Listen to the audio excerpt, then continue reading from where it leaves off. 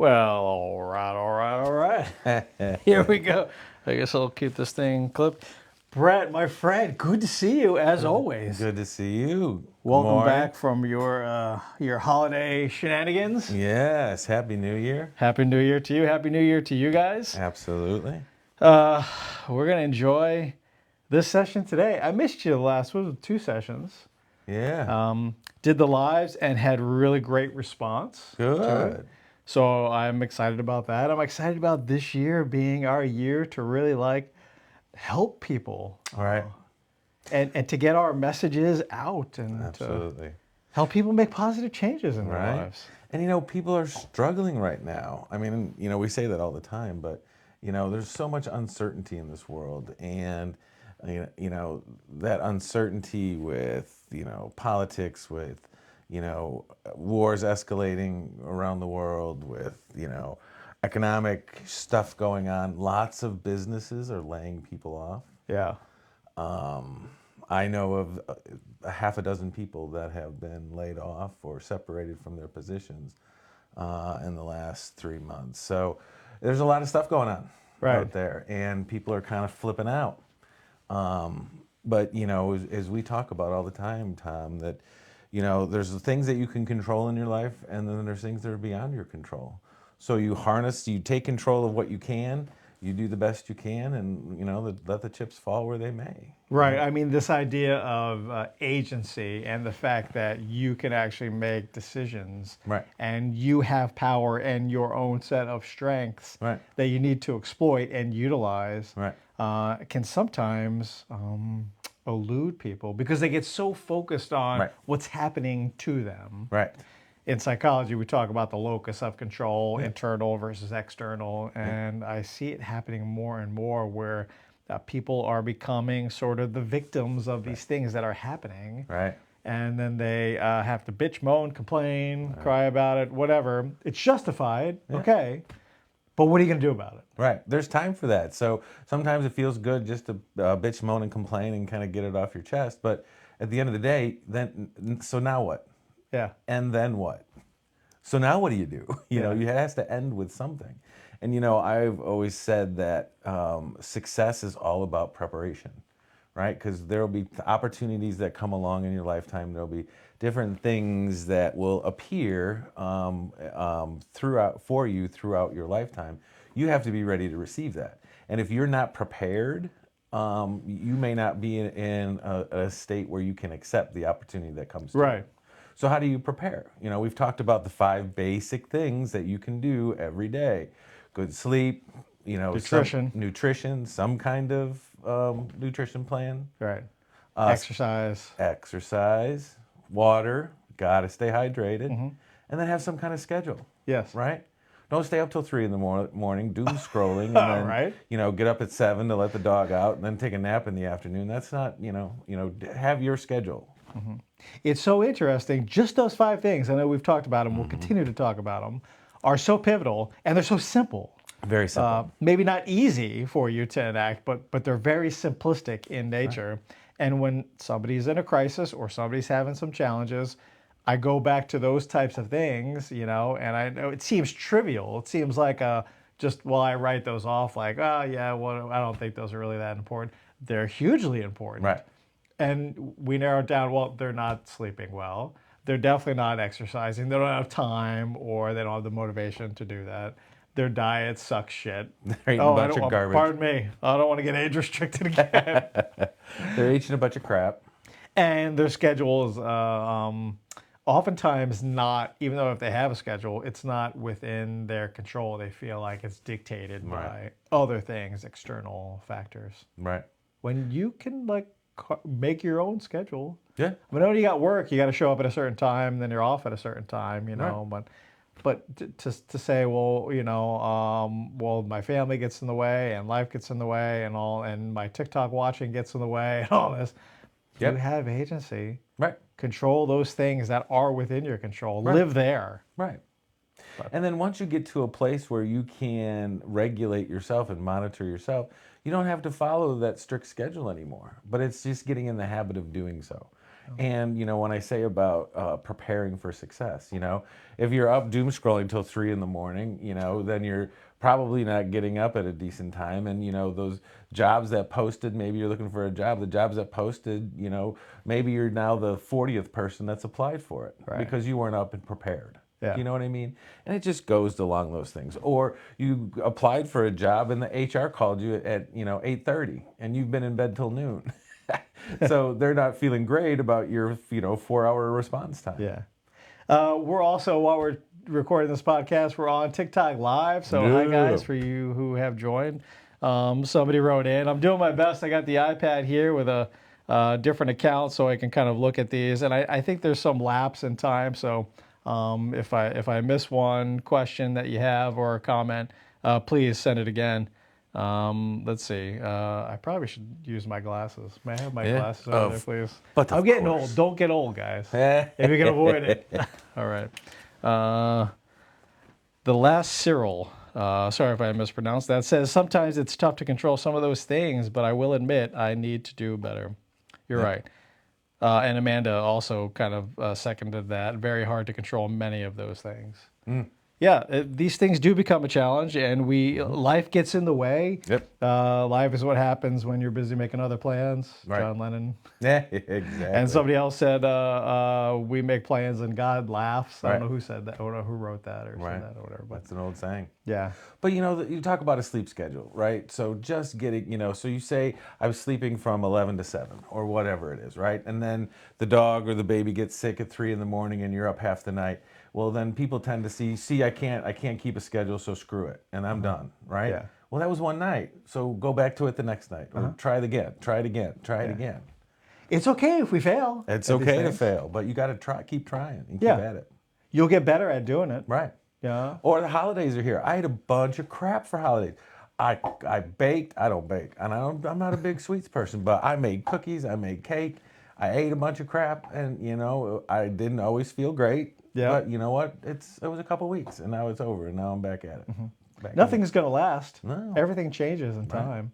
Things will be different. Right. And that's why I hold hope for the people that I see, and for those of you who are struggling out there, that there is hope that things can be different. Feeling really good, just you wait. You'll probably feel crappy for too long. Feeling crappy, just wait a little bit, and you'll probably feel better at some point.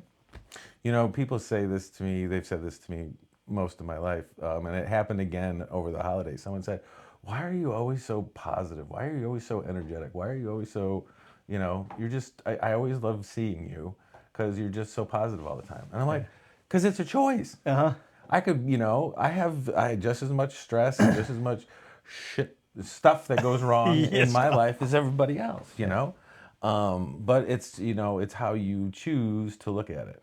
Right.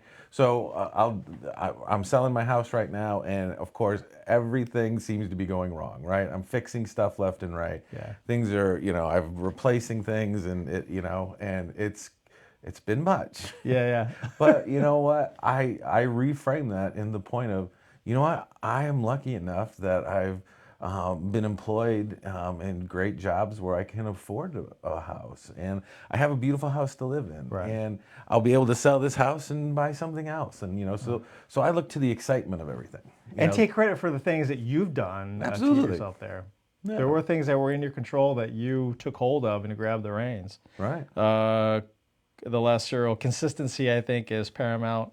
Yeah, absolutely.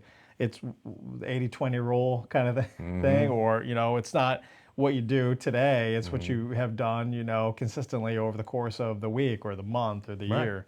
Amanda, who's a wonderful person, she's here in the session too. Hey, Amanda, asked what's the topic today. We really didn't have a topic. Do you have a suggestion, Amanda, for a topic for today? Yeah, please. If there's something you want us to talk about. We wanted to check in since we're reconvening after a period over the holidays and just seeing what you guys were having issues with or struggling with, or how your holidays were, just, kind of comment. We do have a question from a listener that sent in to questions@therapyunzipped.com. What was that again, Tom? Questions@therapyunzipped.com. Did I stumble or make weird? Oh, Sometimes I have a habit of doing that. My mind is going so fast, Right. it's hard for my mouth to Yeah. catch up. Yeah. Your mouth is writing checks your body can't cash. But Absolutely not. She didn't have a topic, so that's all right. We'll go wherever. Question from a listener. So I'm going to pull that up. If I don't see any comments, please feel free to send them in again, because now I have to go to the doggone so I think a email. good topic is just, new year, new opportunities, right? Uh-huh. It doesn't have to be about a New Year's resolution. It doesn't have to be about that. And every day is a start. So even if yesterday wasn't the best for you, and you boogered some things that you wanted to do, today's a new opportunity to get back at it. And it doesn't have to go day by day. Just because I ate 17 Belgian waffles for breakfast, my nutrition's off. So screw it. I'm eating pizza and chips and everything else. You don't have to do it. It's every minute is a new beginning. Yes. You can't. I focus a lot with the patients that I work with. We've always talked about depression is worrying about the past, anxiety is worrying about the future, and your life is an hourglass, right? So you look at the hourglass, the sand on the top is the rest of your life, the sand on the bottom is your history, the life you've lived so far. I don't spend more than 1% of my time focusing on the bottom sand. The bottom sand is irrelevant, right? There's nothing I can do to change the bottom sand. Yeah. There's nothing I can do with the bottom sand. The bottom sand is never going to get to the top again. I spend 99% of my time on the top sand in the hourglass, Yeah. because I want to prepare myself for the future, for today, for tomorrow, for next week, next month, next year. Absolutely. It's controlling and focusing on those things that are within your control right now, and not perceiving things as a crisis or an emergency or a dumpster fire that I need Right. to put out, because they're really, I go back to what you said before, we were joking about this morning, a mild inconvenience. Mild inconvenience. It's really not a huge deal. We're making it out to be more than it actually is. Right. Sometimes people do this because that's when they operate the best. Right. When I'm in crisis, when I feel the pressure, when I'm stressed, that's when I rise to the occasion. And so you don't have to continue to do that. That's the whole theory of procrastination. I always work, people say I work better under pressure. I always wrote my paper the day before it was due, because that's when I had the motivation. That's when I had the creative juices to do those things. And let me tell you a story. I'll give you an example. So it's not a secret that Tom and I work out every morning. That's what we've done for years and years and years. Yeah. Anyway, so the first, what was it? I guess it was at the holidays. So the first day back, I guess Tuesday or whatever it was.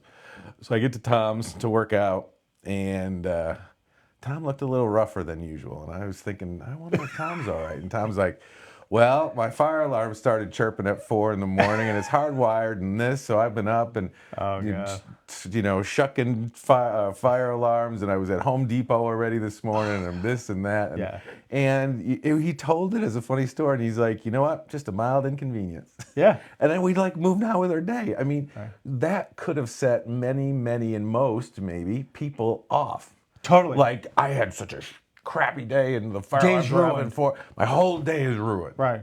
Yeah. Nope. It's just it's a mild inconvenience. It happened. Didn't like that it happened, but I will put it forward and move on. It sucked, but you know what? I've learned to kind of embrace the suck and being like, you know what? This is what it is. Right. This is what being a homeowner is all about, and I just have to deal with that and Right. move forward. What am I going to do with it? Okay, now that this happened, Right. so what? So now what? What's going to happen? Right. I can't find that email, but I remember the question, and I believe Christian. Hey, Christian, thanks for sending in your question. So I won't be able to read exactly what you wrote. I think I have it. By the way, just to attend to our viewers here, the last Cyril wrote, "This is the first time coming across you guys. I enjoy both of you. I think I can learn a lot from you guys." So I appreciate that. Thank you so much. Well, also check out our podcast anywhere you listen to podcasts, Therapy Unzipped. And you can listen to this show and then the last shows that we've done. We'll be doing this every Friday at around 10:15-ish or so. Christian wrote in, he was having some challenges, some difficulties, and he was seeing, I guess, a couple of different therapists for different things. Some were online, maybe one was in person. And one had recommended he see an actual physician. And a life coach.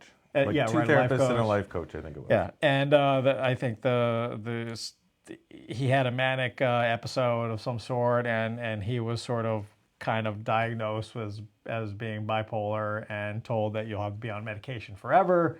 And he and his wife were wondering, like, are there too many cooks in the kitchen, type of thing? Are there pros and cons to having multiple therapists? And also, like, what about the medications? I think he expressed he didn't want to be on medications for life, and that's a sticking point for a lot of people. So I guess we can several questions in there, so we can go Sure. into those. So, initial thoughts: too many cooks in the kitchen, two therapists, a life coach, and a psychiatrist.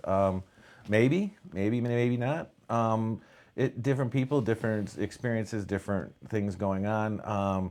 Tom and I are both EMDR therapists. There are times where people are in traditional talk therapy with other therapists in the area or online and come to us specifically for EMDR treatment. At least for me.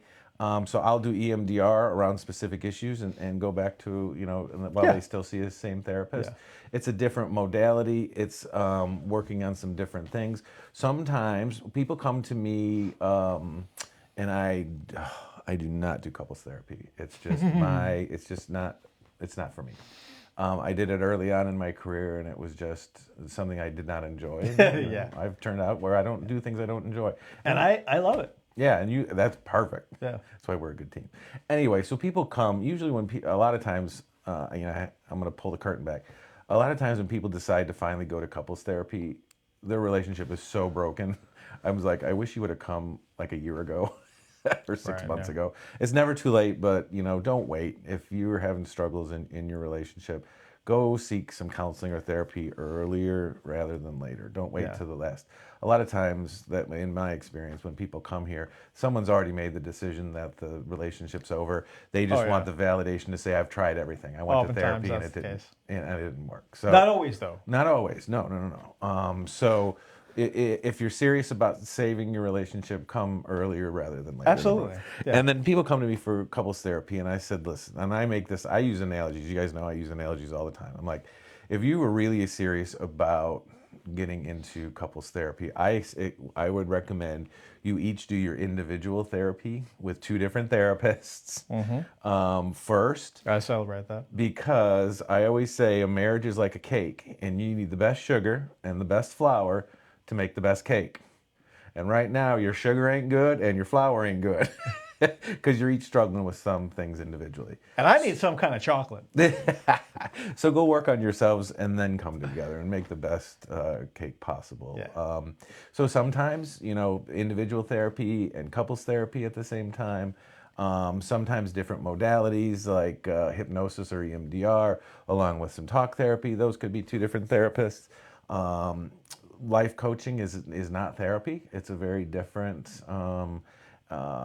modality. It's a very different intervention than therapy. So sometimes those go hand in hand. I used to, in a previous life, do executive life coaching with executives, and it was coaching. It was an executive life coach.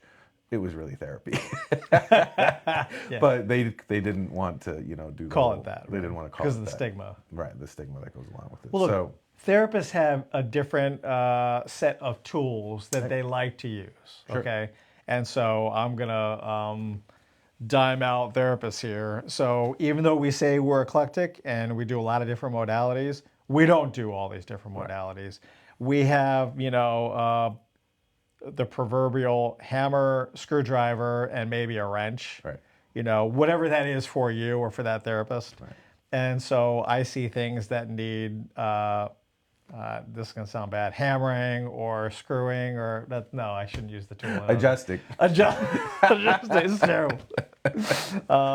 So I do EMDR, I do hypnosis, CBT, and then some, spattering of just traditional psychotherapy type of thing. But that's where I operate. Right. So when somebody comes into me, I'm going to use those interventions that I hold close to me, and I'm going to see it through those lenses. I primarily work with a lot of trauma, with anxiety, and with depression. Right. So if somebody is coming to me where I know I'm not going to be the best fit Right. for them, I'm going to refer to somebody that I Sure. know can actually Absolutely. handle that situation. There might be some things that I can do to help them along their Right. journey, and another therapist can help them get a little bit further. We can collaborate a lot of the times, which we do. You and I do it. Other therapists in the area, we do it Right. pretty well. Um, these are the pros of having multiple therapists. Now, there are some cons too. So if you're seeing multiple therapists, there's a red flag when a therapist like puts another therapist down or says they're wrong about something, Right. because that is deteriorating the whole process Right. of improvement. That's interesting. They might see it through their lenses and they see your problem as such. Here's my take on it Right. based on my experience and the tools that I utilize. I see it this way, and this is where I can help. And I'll try to best support that other therapist as best I can. If I tear down the other therapist, or if you're having multiple therapists and you notice a therapist that is contradicting or tearing down or whatever, run in the opposite direction. That's not okay. That's not going to be helpful for you. That's not helpful for the relationship moving forward. And you're probably not going to get benefit from any of those therapists. I had a client once that was seeing another therapist and wanted to see me. I was curious about why, the two therapists at a time, and we had agreed to some goals that I agreed to engage in therapy.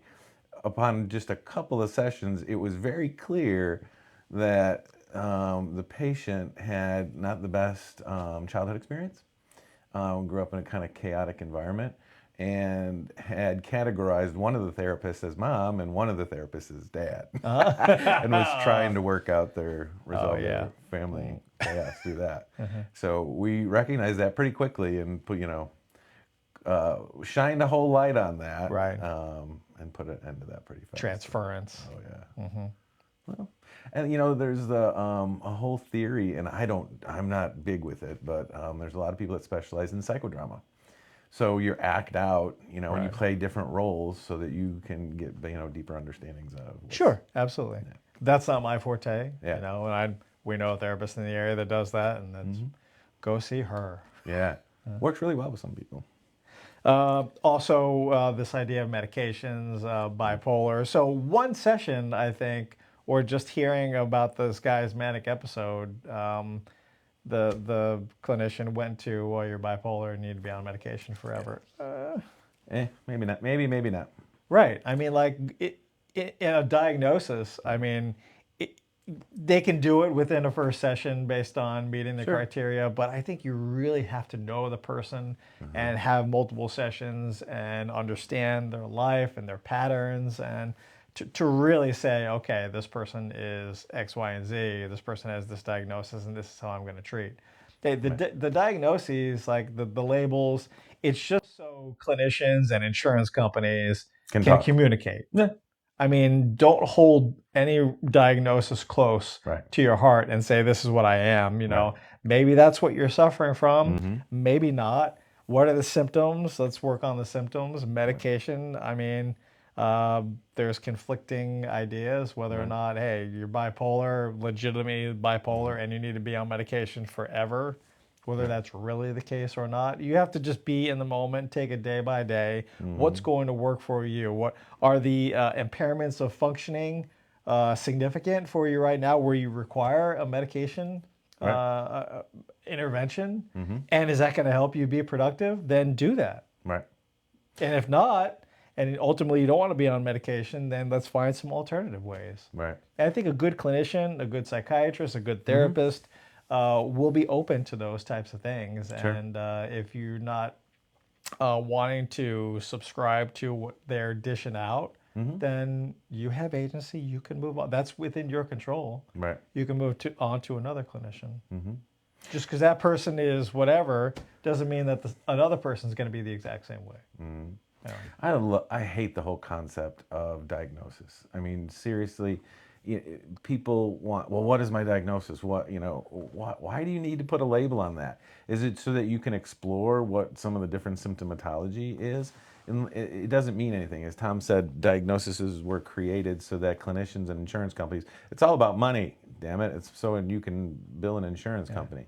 And it's so clinicians can have a common language to talk. But, when you talk about should I take medication, it's what is your level of dysfunction? I mean, how bad are your symptoms? Are they every day? Are they sometimes? And how debilitating are them? I mean, do I turn the whole world off when I'm having symptoms? Can I not go to work? Can I not interact with my family? Right. Or is it just uncomfortable for a couple of days? And then, so you have to look at those things. And then the thing that diagnosis doesn't matter is, as we talked about, everything is on a spectrum, right? Everything is on a spectrum from 0 to 100. So depression, anxiety, mania, the sleep disturbance, psychosis. Sure. I mean, anything that you can think of is on a spectrum. So let's say you are bipolar, whatever that means, but you could be bipolar on a scale as a 35.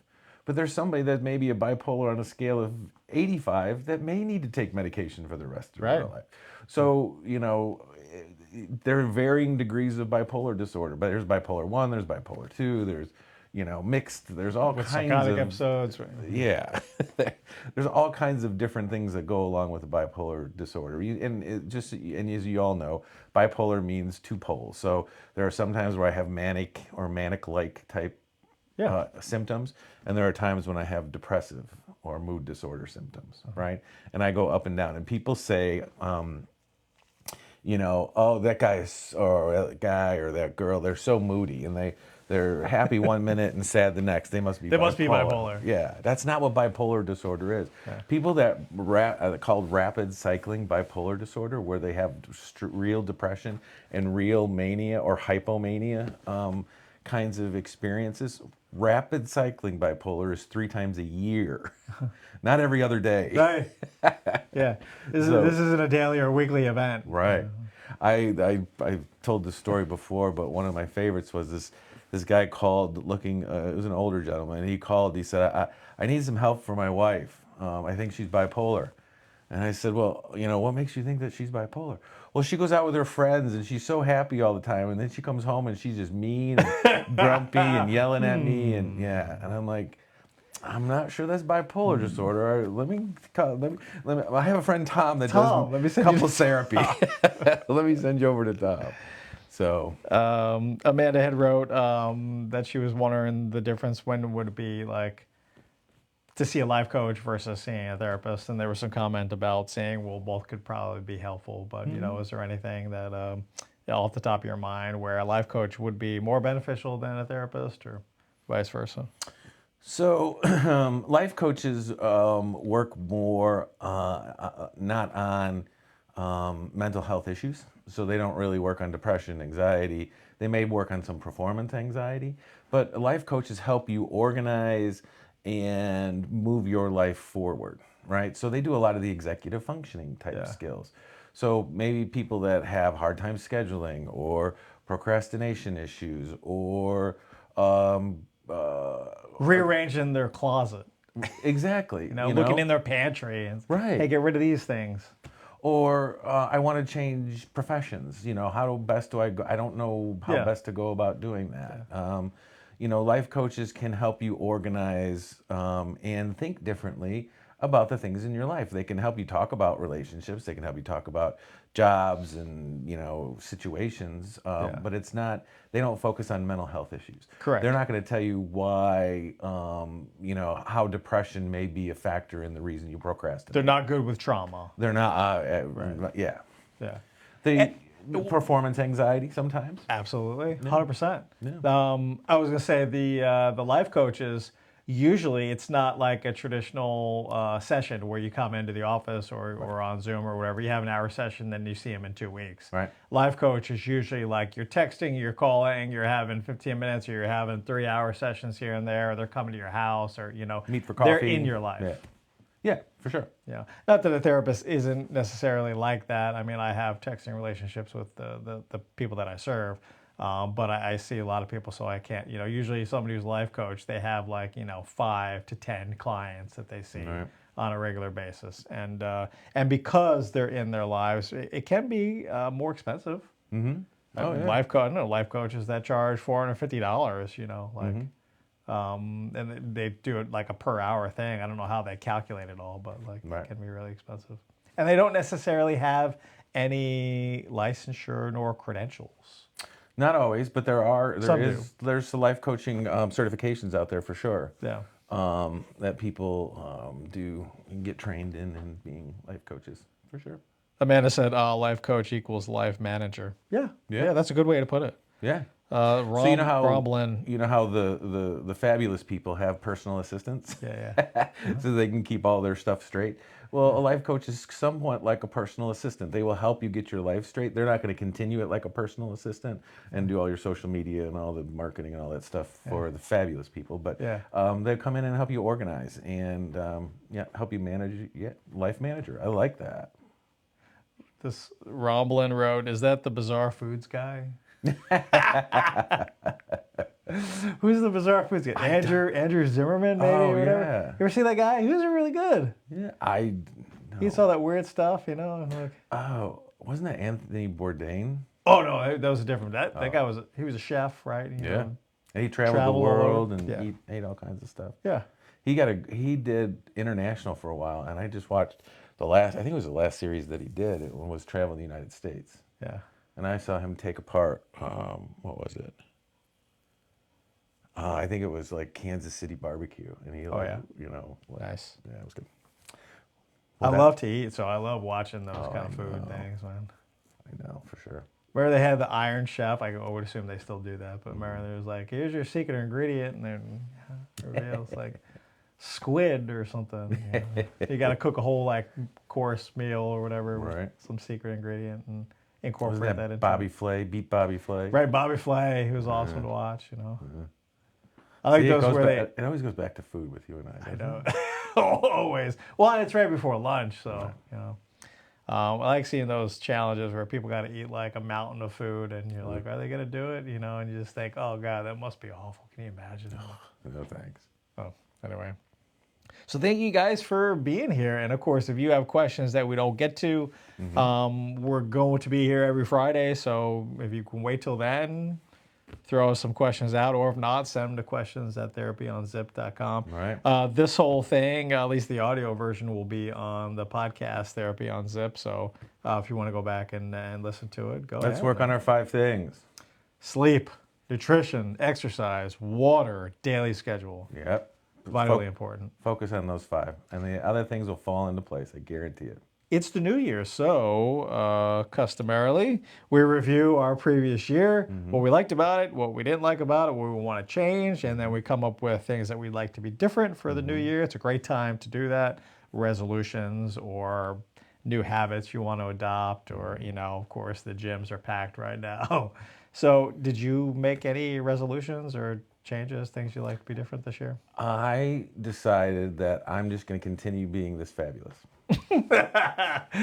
Wonderful. That's my new year. I got to maintain. Good.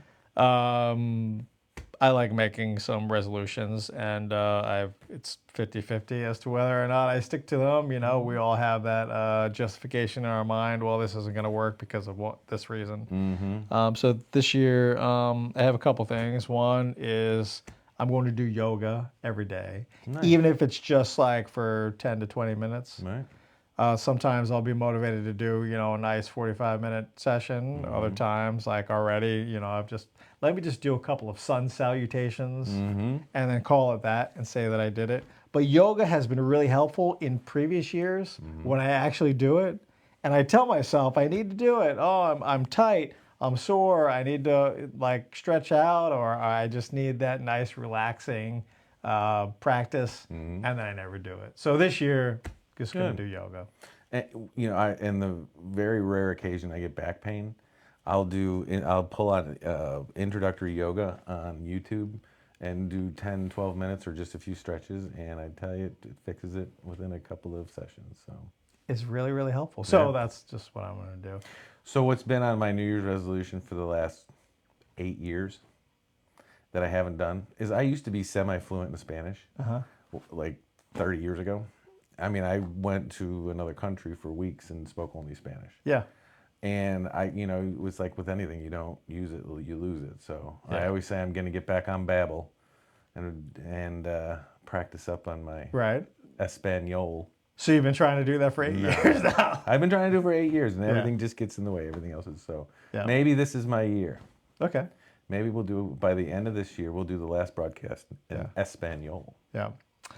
What's helpful for people who stick to those resolutions and those positive changes is identifying a reason why they're doing that thing. So just because it sounds good, like Spanish or yoga, sounds really good. It sounds like it could be helpful for me. I think that if you want to be successful, in my humble opinion, you have to have a reason or a couple of different reasons as to why I'm doing this for personal reasons. And those are the things that you need to hold close. So for example, the yoga, I know that because of the weightlifting that we do, I'm severely tight and less flexible in a lot of different areas. And at 46, as I get older, I'm not able to bounce back as readily as I used to. It takes me longer to recover. And so this is going to be a time for me to tune out the rest of the world because I take on too much and I take on too many other people's emotions and the likes, and I feel responsible when I know I'm not. I can tune that out and be in the present moment, plus the benefit of like just stretching and moving in space and opening up joint space and things like that is really helpful. So these are the reasons why I'm engaging in this yoga practice for this year. And when I get my mind right, I'm just going to do it. Like I said, if it's about, okay, you've got to do 2 45-minute workouts per day and drink a gallon of water, that's 75 hard, that's good for 75 days, but definitely not maintainable. Right. But doing yoga practice, Yeah. even if it's just for 10 minutes, Right. Every day, no problem. you can do that. No problem. You've got 10 minutes to do that. So Mm-hmm. that's what I'm going to do. I'll focus on. So that's one less long TikTok. Right, exactly. Yeah. It's a mild inconvenience. It's a mild inconvenience. I don't get to watch that live or that TikTok or that, Right. what have you, and sometimes you realize that there's a lot of time in the day and you can actually fill it with a lot of stuff. For sure.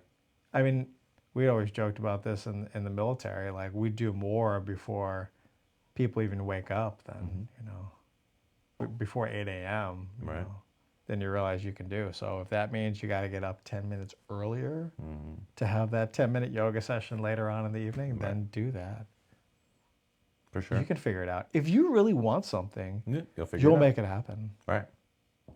You really wanted that thing, that drone, that dress, that whatever. You figure out how to do it. Right. Years and years ago, when money was tight and when I was more engaging in my addictions, if I was out of cigarettes, I'd find a way to get a pack of cigarettes, Where there's a will, there's a way. You'll find a way to do it. So you need to make that, whatever that resolution is or whatever that change you What's want to make important to you? happen, For sure. vital. Like, I don't have an option. This is just something that I do now. No excuses. Right. So anyway, thank you guys for being here. Any other questions? Did I miss anything or did I miss a comment? If I did, please feel free to send it again.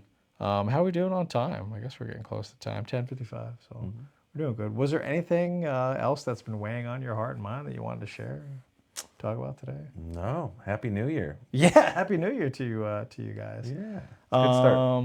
This is an election year, so Breathe deep. We Couple haven't deep seen- breaths. It's going to be a long year. it's gonna be a long year. It's going to get for sure. nasty. It's going to get ugly.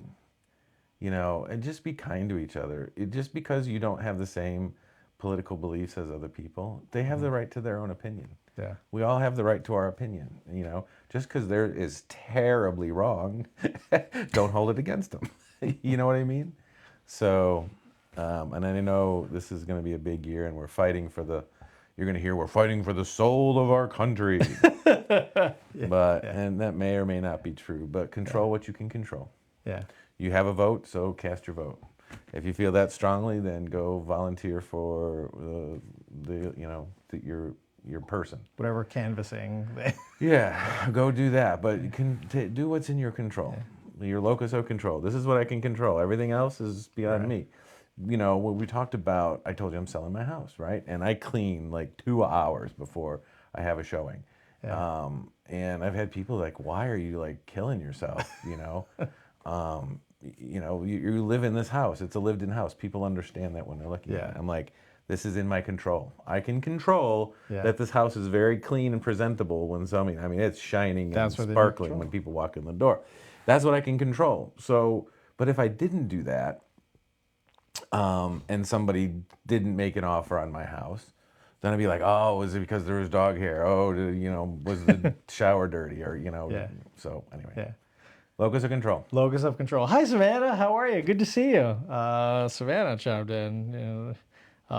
Good. Glad that you're here. We're just talking about things that are within our control and making positive changes. And we kind of touched on a lot of different things today. Yep. If you want to go back and listen to what we did talk about, then go to Therapy Unzipped on our podcast. It'll be posted later today, before too long. So by the end of the day, it'll be posted on there, so you can listen to these things that we're talking about.